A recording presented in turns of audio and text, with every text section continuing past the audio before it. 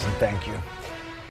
Well, President Biden last night laid out a long list of policy priorities in a speech to Congress, what he's calling the American Families Plan. From paid leave to universal pre-K, it's a plan being described by supporters and critics as ambitious and expensive. Earlier today, I talked to financial trauma researcher Chloe McKenzie. She focuses on how the plan could impact the wealth gap in America, particularly for women of color.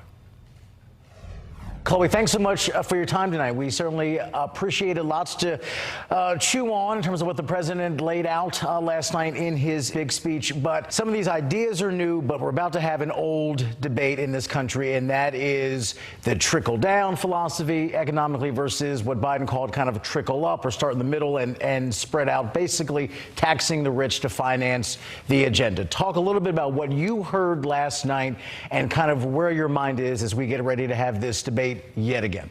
So the three themes that really stuck out to me was really the direct addressing of white supremacy in this country, then connecting that to ultimately the fact that trickle-down economics did not work, and then laying out this beautiful plan for policies that will entail paid family leave and free pre-K. And so this idea of addressing the fact that trickle-down economics didn't work is so profound, because what it ultimately does is it demonstrates how economic policies create the conditions for our lives and ultimately show us how some of the economic inequality and struggles that we have against wealth inequality are created through policy, and then create this crusade of messages around financial shaming and et cetera. And so there's tons of research that I do as well that ultimately shows that, for example, people who have to endure financial distress at a higher rate, that is the largest predictor of depression, for example. So to be able to not only address the root cause of this issue and why trickle-down economics is not only doesn't work economically, but is also financially abusive and can cause financial trauma, it's also then lending itself to looking at ways policies can dismantle these really disruptive messages and economically violent policies.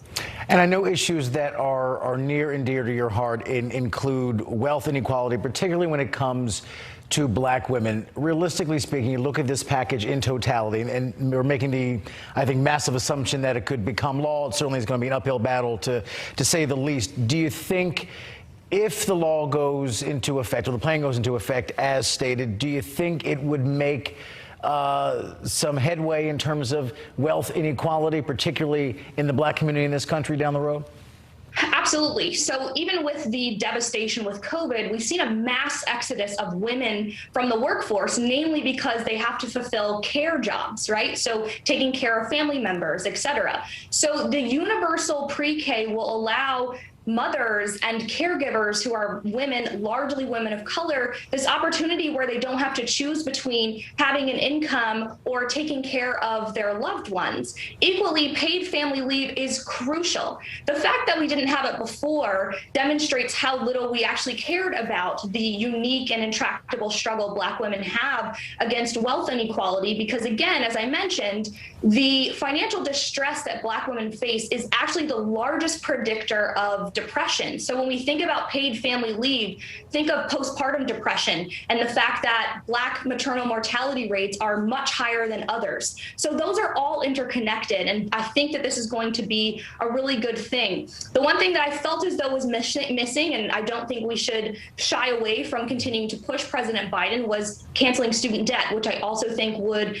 make probably the biggest advancements for Black women and wealth inequality. And they're both issues that poll well in this country, but sometimes polling well doesn't translate into legislative action. We will see what happens. Uphill climb no matter what. Chloe, thanks so much for your insight, for your time, and as this thing makes its way through Capitol Hill, hope you come back and join us again. Thanks so much.